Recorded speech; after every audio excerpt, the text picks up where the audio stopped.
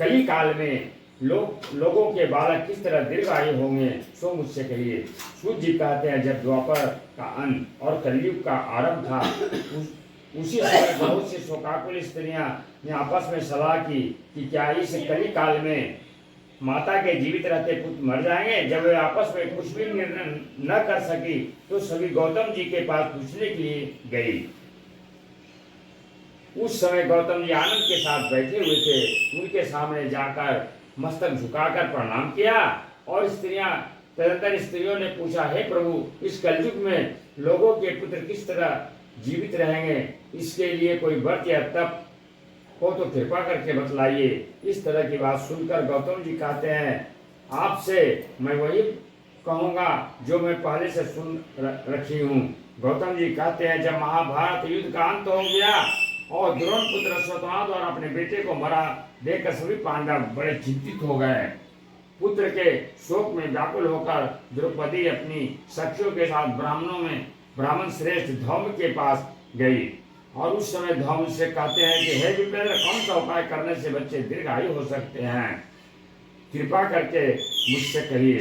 धौम्य कहते हैं कि सतयुग में सत्वचन बोलने वाला, सत्य आचरण करने वाला, समदर्शी जीवितवाहन नाम का एक राजा था। एक बार वह अपनी स्त्री के साथ अपने ससुराल गया और वहीं रहने लगा। एक दिन आधी रात के समय पुत्र शोक से व्याकुल कोई स्त्रियां रोने लगी, क्योंकि वो अपने पुत्र के दर्शन से निराश हो चुकी थी, क्योंकि उसका पुत्र मरने वाला था। वह रोती हुई कह रही थी कि मुझे बूढ़ी माता के सामने मेरा बेटा मरा जा रहा है।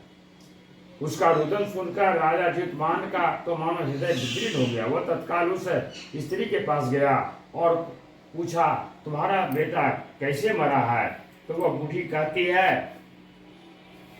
कि गरुड़ प्रतिदिन आकर गांव के लड़के को खा जाता है। इस पर जालू राजा ने कहा, माता, अब तुम रो मत, आनंद से बैठो, मैं तुम्हारे बच्चे को बचाने का यत्न करता हूँ। ऐसा कहकर राजा उस स्थान पर गया जहाँ गरुड़ आकर प्रतिदिन मांस खाया करता था। उसी समय गरुड़ भी उस पर टूट पड़ा और झटपट राजा ने अपना दाहिना अंग फेर कर गरुड़ के सामने कर दिया।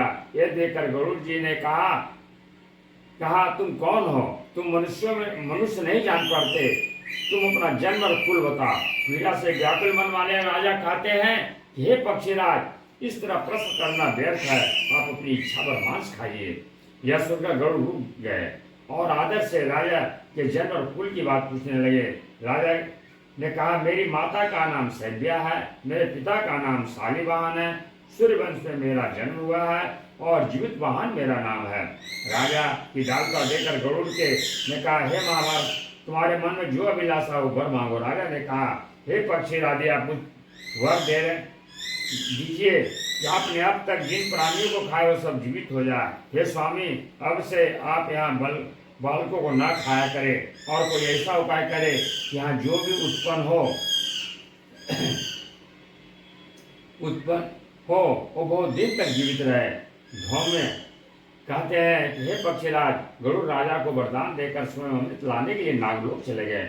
वहां से अमृत लाकर उन्होंने उससे मरे मनुष्यों के हड्डियों पर बरसाया। ऐसा करने से सभी लोग जीवित हो गए जिनको कि पहले गरुड़ ने खाया था। राजा के त्याग और गरुड़ की कृपा से वहाँ वालों का दुख दूर हो गया। उस समय राजा के शरीर की शोभा दूनी हो गई।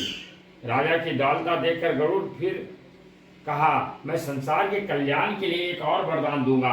आज आश्विन कृष्ण सप्तमी से रहित शुभ अष्टमी तिथि है।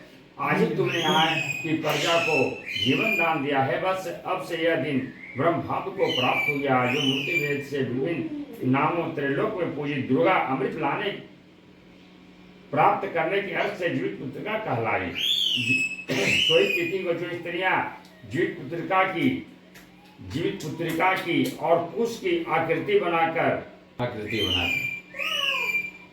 तो दिनों दिन उसका सौभाग्य बढ़ेगा और वंश की बढ़ोतरी होगी। हे महाभाग, इस विषय में विचार करने की आवश्यकता नहीं। हे राजन, सप्तमी से रहित उद्या तिथि अष्टमी को व्रत करे। यदि सप्तमी विद अष्टमी जिस दिन हो उस दिन व्रत न करके दशमी का व्रत करे और नवमी में पारण करे। यदि इस पर ध्यान न देगा तो फल नष्ट हो जाएगा और सौभाग्य तो अवश्य नष्ट हो जाएगा। जीवितवान को इस तरह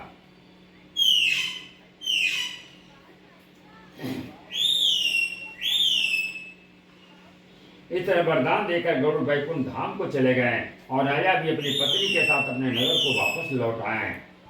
धौम्य द्रौपदी से कहते हैं, हे देवी, मैंने यह अतिशय दुर्लभ व्रत तुमसे कहा। इस व्रत को करने से बच्चे दीर्घायु होते हैं। हे देवी, तुम भी पूर्वोक्त विधि से यह व्रत और दुर्गा जी का पूजन करो तो तुम्हें अभिलाषित फल प्राप्त होगा। मुनिराज स्वामी की बात सुनकर द्रौपदी के हृदय में एक प्रकार का कौतूहल उत्पन्न हुआ और पूर्णवासी ऋषियों को बुलाकर उनके साथ यह उत्तम व्रत किया। गौतम जी कहते हैं, यह व्रत इसके प्रभाव को किसी एक चिल्ली ने सुन लिया और अपनी सखी सियारिन को बताया। इसके बाद पीपल के वृक्ष के शाखा में बैठकर उस चिल्ली ने और उस वृक्ष के खोते में बैठकर सियारिन ने भी उस व्रत को किया। फिर वही चिल्ली किसी उत्तम ब्राह्मण के मुख से यह कथा सुनकर आई और पीपल के खोते में बैठ गई। अपनी सखी को सुनाया। सियारिन ने आधी कथा सुनी और उसे भूख लग गई। वो उसी समय सबसे भरे हुए स्मशान पहुंची और वहां इच्छा भर मांस का भोजन किया और चिल्ली बिना कुछ खाए पिए रह गई। सवेरा हो गया। सवेरे वो गौशाला में गई और गौ का दूध पिया। इस तरह उसने नौमी का पालन किया। कुछ दिन बाद में दोनों मर गई और अयोध्या के किसी धनी व्यापारी के घर में जन्मी। दोनों का जन्म एक ही घर में हुआ, जिसमें सियारिन ज्येष्ठ हुई और चिल्ली छोटी। वे दोनों सभी शुभ लक्षणों से युक्त थी, इसलिए वह बड़ी लड़की काशीराज के और छोटी उसके मंत्री के साथ विवाही गई। पूर्वजन्म के कर्म फल से वो मृगनयनी राजरानी हुई और जिस किसी भी संतान को उत्पन्न करते थे वो मर जाती थी। और पूर्वजन्म के बातों का स्मरण करने वाली मंत्री पत्नी ने अष्ट वसुओं के सदृश तेजस्वी 8 पुत्र को उत्पन्न किए और सभी जीवित रहे। अपनी बहन के पुत्रों को जीवित देकर ये शाबाश राजपत्नी अपनी स्वामी से कहती है, यदि आप मुझे जीवित रखना चाहते हैं तो इस मंत्री के पुत्रों को उसी जगह भेज दीजिए जहाँ मेरे बेटे गया था, इन्हें मार डालिए।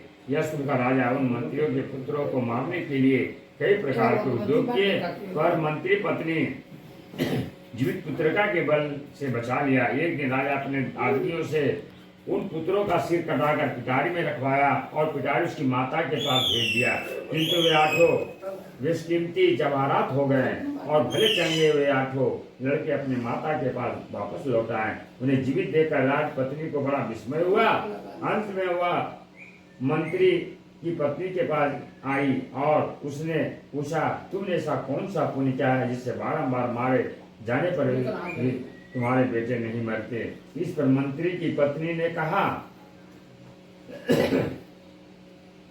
पूर्वजन्म में चिल्ली थी और तुम सियारिन, दोनों ने व्रत किया था।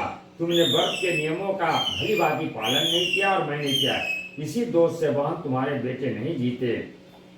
हे राजरानी, अब तुम भी उस जीवित पुत्र का व्रत को करो, तुम्हारे बेटे दीर्घायु होंगे। मैं तुमसे सच बात कर रही हूँ। इसके कथनानुसार रानी ने व्रत को किया और तभी से उसके कई सुंदर बेटे और दीर्घायु होकर बड़े बड़े राजा हुए। सूर्य कहते हैं, सब प्रकार के आनंद देने वाला मैं यह दिव्य व्रत बतलाता हूँ। स्त्रियां चिरंजीवी संतान चाहते तो विधि पूर्वक करे। बोलो राजा जितवाहन महाराज की जय, दुर्गा महारानी की जय। चढ़ा दिए।